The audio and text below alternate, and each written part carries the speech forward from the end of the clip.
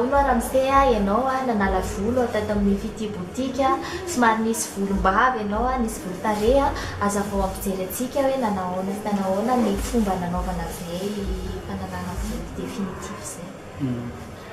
Lizy moa zany natao lagère dia nandeha aloha zany voaloha dia verina faharoa fantelo fanefa zany dia afaka tanteraka mihitsy ary tena madio ary afaka atao na mivolovolo amin'ny tarehy na ny amin'ny volom-bava. Ie dia nanahoana nanasorana anazy narary ve?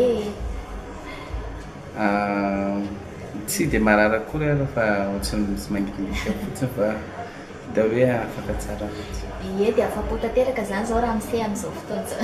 Afa-po tanteraka dita fa tena madio be mihitsy izy amin'izao dia tapitra ve zany zao ny traitement anao sa hoe mbola mitombo? Tapitra zany ny traitement final zany fa vita izy tsy efa tena madio ilay tarehy moa zany ny aladao ilay volo tsara itsy.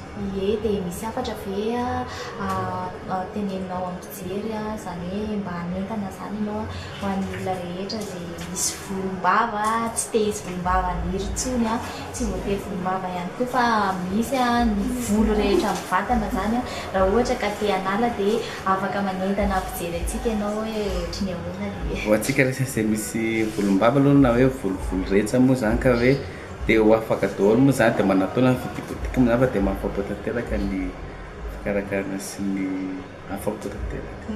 Dia ny saran'izay zao raha mise ahoana fandraisanao an'ilay sara ny mora ihany ve sa hoe atonony sa hoe prix aloha mora satria ilay izy mora moa zany satria ilay izy ary misy finition manjam-pavita an'ilay hoe final hoe tena afaka tanteraka an'izy mihitsy. Dia misaotra anao raha mise nany misaotra antsika.